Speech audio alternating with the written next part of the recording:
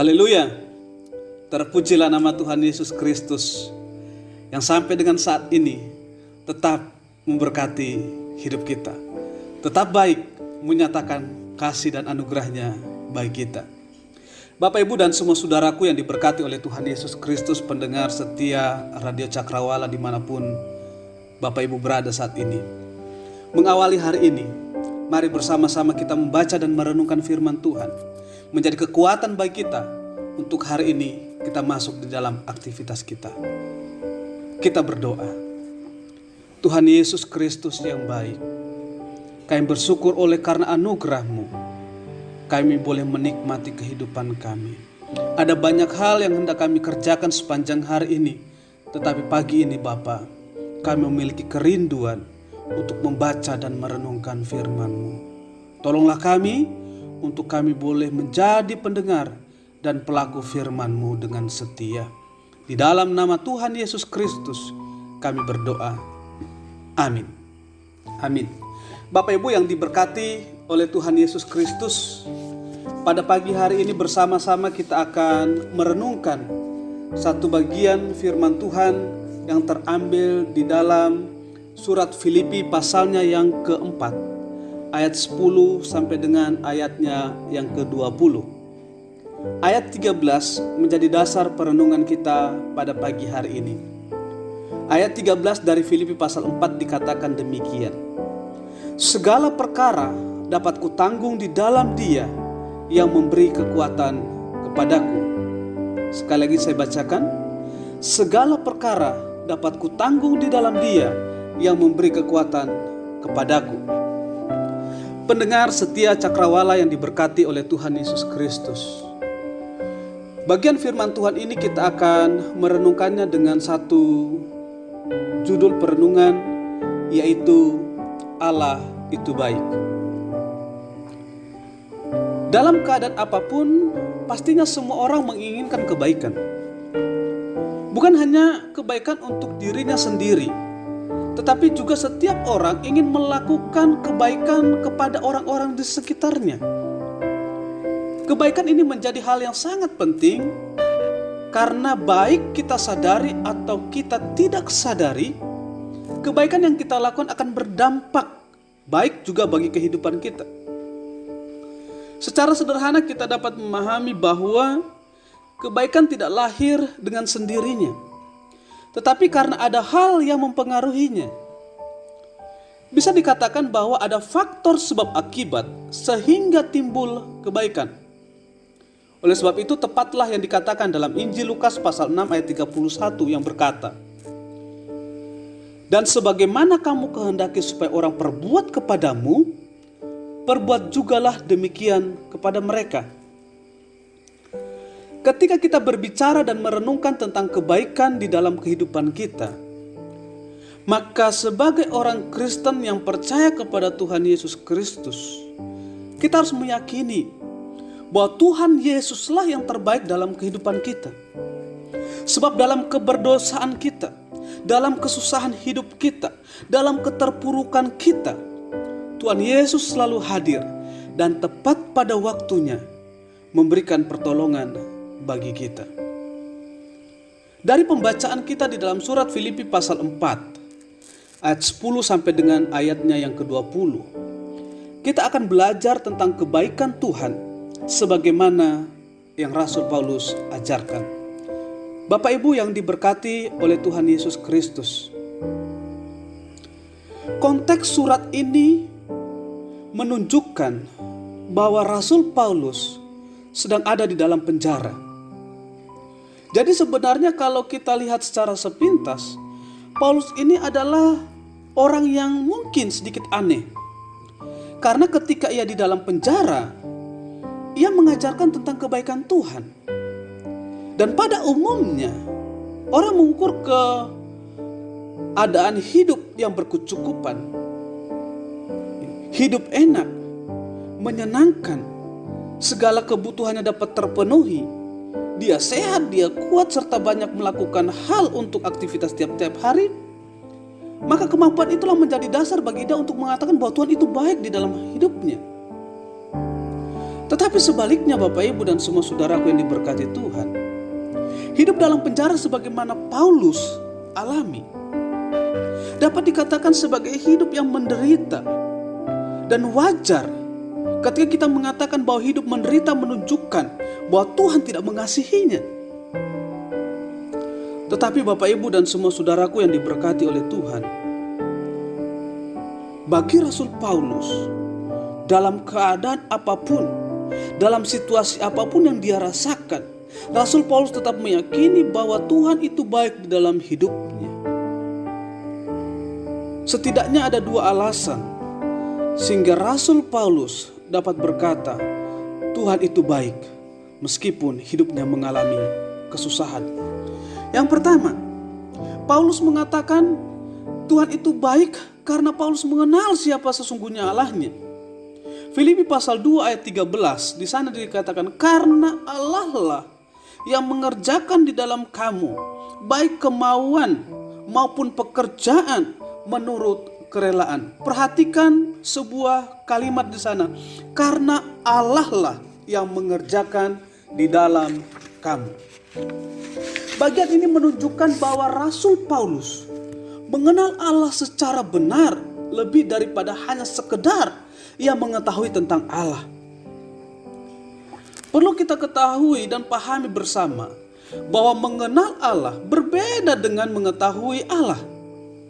Sebelum Rasul Paulus bertobat, pada saat perjalanannya menuju Damsyik, ia sudah mengetahui tentang Allah, bahwa Allah di dalam Yesus Kristus adalah Tuhan bagi orang-orang Kristen. Tetapi setelah ia bertobat, mengalami perjumpaan dengan Tuhan, dan menerima Tuhan Yesus Kristus sebagai Tuhan dan Juru Selamatnya, ia tidak hanya sekedar mengetahui tentang Allah, melainkan juga dia mengenal Allah di dalam Yesus Kristus sebagai satu-satunya Juru Selamat. Dapat kita lihat dari setiap apa yang disampaikan oleh Rasul Paulus dalam surat-suratnya yang menjelaskan tentang siapa Yesus Kristus bagi orang-orang yang dilayaninya. Bapak Ibu yang diberkati oleh Tuhan Yesus Kristus, mengetahui Allah berarti hanya sebatas pada pemikiran dan pemahaman intelektual kita. Tetapi ketika kita mengenal Allah, berarti kita mengerti kehendak Allah terhadap hidup kita dan melakukan kehendak Allah tersebut di dalam hidup kita tiap-tiap hari. Oleh sebab itu penting bagi kita untuk mengenal Allah secara benar, supaya kita dapat mengerti apa yang Tuhan kehendaki dalam kehidupan kita sebagai orang-orang percaya, sehingga kehidupan kita pun terus dan selamanya berkenan di hadapan Tuhan. Mengerti kehendak Tuhan, mengenal Tuhan secara benar. Mari kita perhatikan di dalam Yeremia 29 ayat 11. Di sana dikatakan demikian. Sebab aku ini mengetahui rancangan-rancangan apa yang ada padaku mengenai kamu. Demikian firman Tuhan, yaitu rancangan damai sejahtera dan bukan rancangan kecelakaan, untuk memberikan kepadamu hari depan yang penuh harapan. Bapak Ibu yang diberkati oleh Tuhan Yesus Kristus, ayat ini menjelaskan bahwa rancangan Tuhan atas hidup kita umat yang dikasihinya adalah rancangan damai sejahtera dan bukan rancangan kecelakaan. Dengan kata lain, bahwa Allah menjanjikan sesuatu yang baik bagi kita. Allah menginginkan agar kita hidup dalam kesejahteraan. Dalam konteks ayat ini, jika kita mengenal Allah dengan benar, maka dalam situasi apapun hidup yang kita alami, maka kita akan terhindar dari sungut-sungut. Kita terhindar dari keraguan. Dan mengenal Allah menjadikan hidup kita bersemangat. Dan mengenal Allah membuat kita hidup semakin bersukacita. Itu alasan yang pertama. Alasan yang kedua, Paulus mengatakan bahwa Tuhan itu baik karena Paulus meyakini keselamatan bersumber dari Allahnya. Efesus pasal 2 ayat 8 dan 9 di sana dikatakan demikian. Sebab karena kasih karunia kamu diselamatkan oleh iman. Itu bukan hasil usahamu, tetapi pemberian Allah. Itu bukan hasil pekerjaanmu. Jangan ada orang yang memegahkan diri. Paulus meyakini bahwa jika seseorang diselamatkan, itu oleh karena anugerah Allah. Dan di dalam keselamatan tersebut dituntut untuk setiap orang senantiasa hidup sesuai dengan kehendak Allah. Jika kembali kita renungkan berkaitan dengan kebaikan Tuhan, maka sesungguhnya kebaikan Allah terbesar dalam kehidupan kita bukan hanya sekedar pada banyaknya berkat jasmani yang diberikan atau yang kita terima, atau berapa banyak usaha dan kekayaan kita, tetapi kebaikan Tuhan yang terbesar dalam kehidupan kita adalah ketika Allah memberikan anaknya untuk menyelamatkan dan menebus dosa-dosa kita. Secara sempurna Allah memberikan anaknya menjadi tebusan dosa kita. Bapak Ibu yang diberkati oleh Tuhan Yesus Kristus, hal ini penting untuk kita pahami, karena setelah manusia jatuh ke dalam dosa, maka hubungan antara Allah dengan manusia menjadi terputus, dan semua manusia tercemar oleh dosa dan telah kehilangan kemuliaan Allah. Dengan demikian, apabila kita perhatikan, sesungguhnya kita tidak layak untuk menghampiri Allah oleh karena pelanggaran kita, yang pasti itu semua kenajisan di hadapan Allah. Namun karena Allah begitu mengasihi kita, maka kita diselamatkan. Status kita dari orang-orang berdosa menjadi status anak-anak Allah.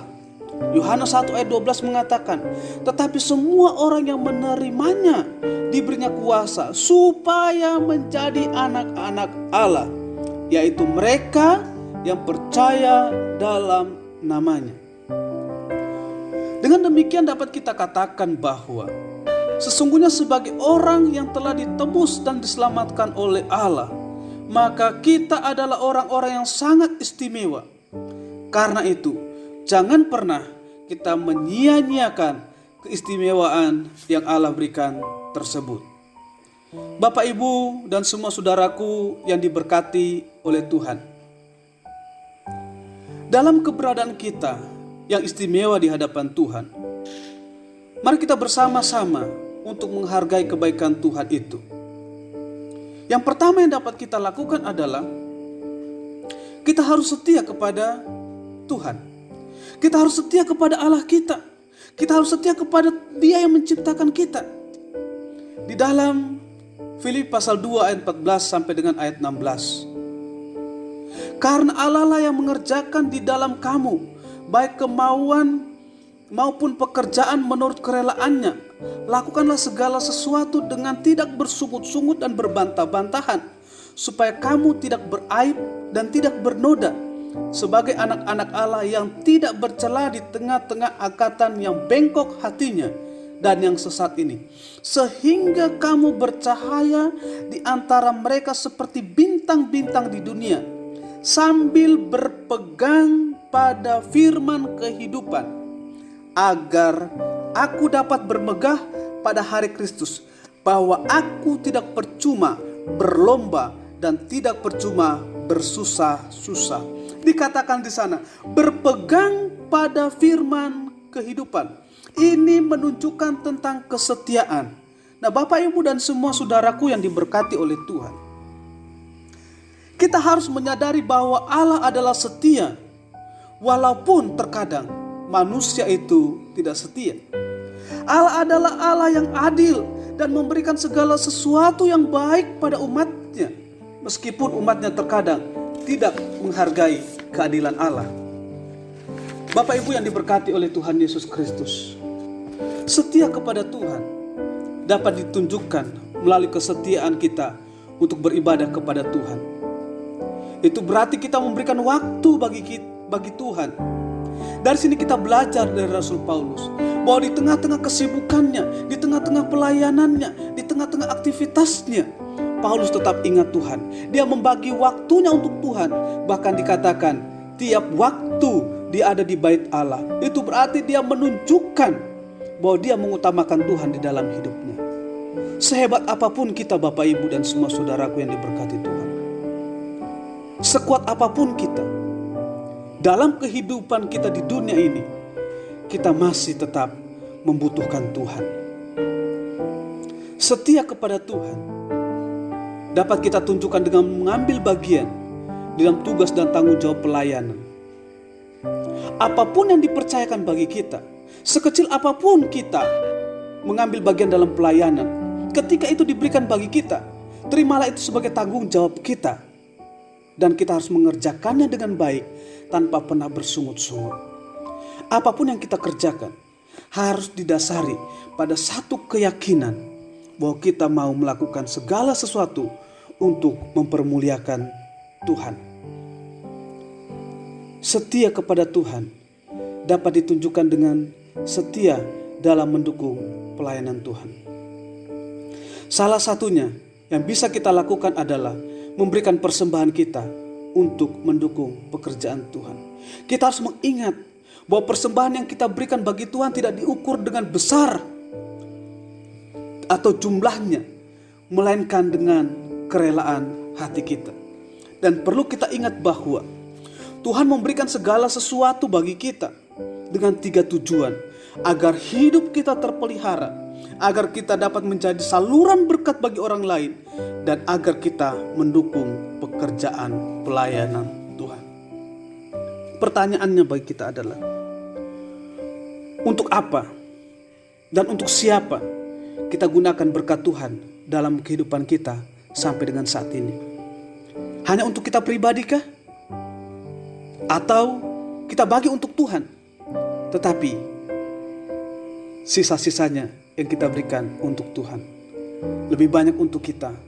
Mari Bapak Ibu kita renungkan bersama-sama. Untuk apa dan untuk siapa kita gunakan berkat yang kita terima? Selanjutnya, menghargai kebaikan Tuhan. Yang kedua, kita harus hidup untuk menjadi berkat. Surat Filipi berisikan banyak hal tentang hubungan antara Tuhan dan jemaat. Namun jika kita perhatikan secara menyeluruh, maka kita akan mendapati bahwa ternyata Rasul Paulus menghendaki agar kehidupan jemaat dapat menjadi berkat. Paulus menyadari bahwa setelah manusia menerima anugerah keselamatan dari Tuhan, maka tugas yang harus dilakukan selanjutnya adalah membagikan, menyampaikan pengalaman keselamatan yang dia peroleh itu kepada orang lain. Kebaikan hati yang dimaksudkan dalam surat ini atau bagian ini adalah upaya untuk selalu hidup menjadi berkat.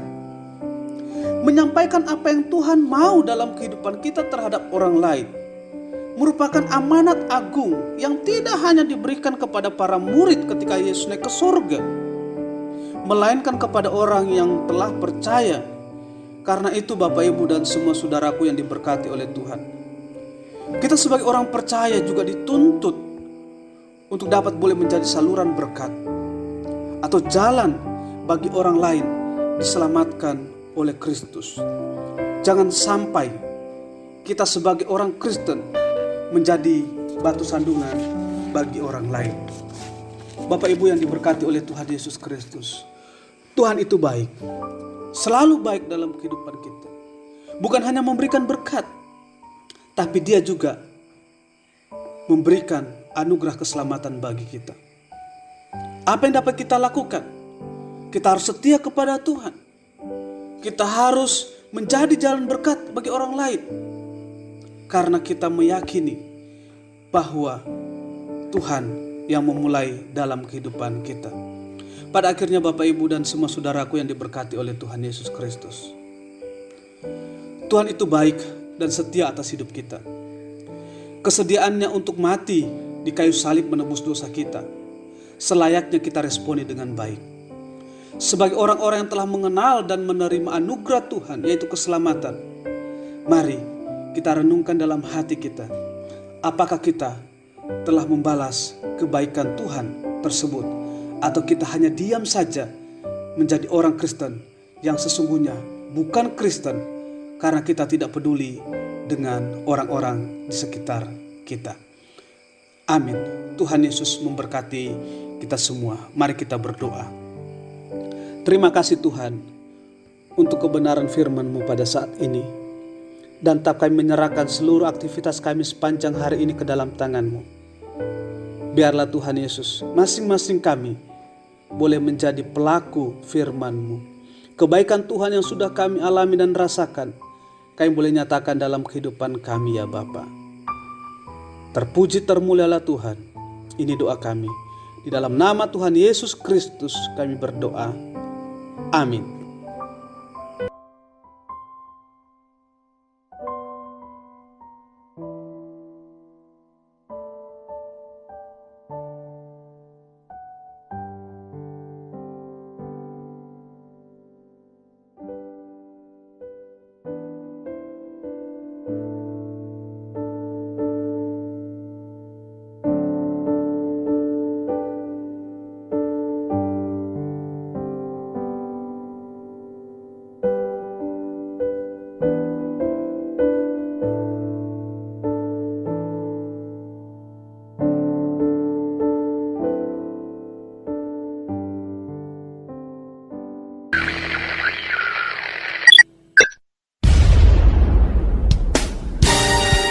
Pastikan Anda tetap bersama dengan kami di gelombang 89,2 FM, The New Cakrawala Radio.